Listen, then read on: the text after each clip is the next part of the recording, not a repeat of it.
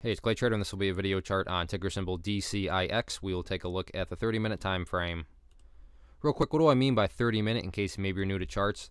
Instead of each one of these candlesticks representing 1 day's worth of price action, which is what you would normally see, each one represents 30 minutes. So while this may look like a few weeks worth of time right here, it's actually just the past couple of days broken down into 30-minute time slices.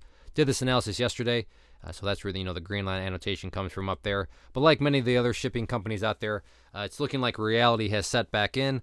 A lot of these are pulling back quite a bit.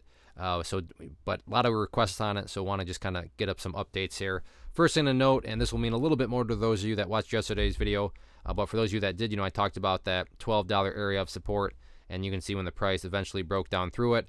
That's essentially what kind of began and started the slower bleed for the remainder of the day. But at this point, this level is not really relevant anymore, so I'm just going to get that out of there from a house cleaning perspective. The one thing that the bulls do have going for it, and this is totally a matter of strategy and perspective. What do I mean by that?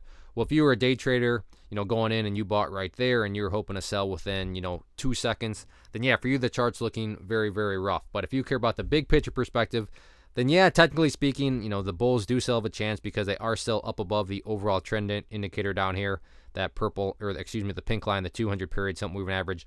But I mean, any sort of closes below there, worse yet, if the price starts to drift to the downside, at that point, in my mind, it's game over. The parties, the cops have showed up to the party. Yeah, they're breaking up the party. There is no more party in, the shipping for now. But then again, to just keep it realistic, I mean, these things have been so crazy that who knows, maybe tomorrow this thing's going to gap up to $20 and then run to $50.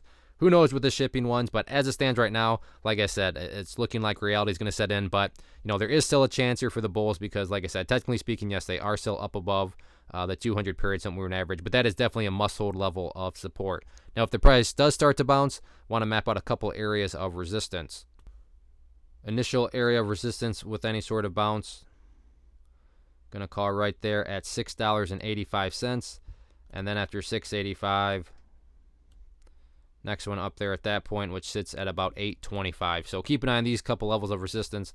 But at this point in time, it's not really, all about breaking levels of resistance. It's about just trying to stabilize, because today was essentially straight down, slow bleed. So, step one before, like I said, we're really worrying about breaking levels of resistance. Just try to get some stabilization and some sideways price action.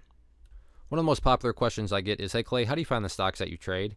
So what I've done is put together this free resource guide where I talk about the tools that I use to locate stocks that I find interesting and think may have potential.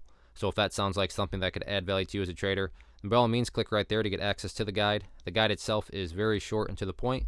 Like I said, it is free. Thanks for watching. Have a good one.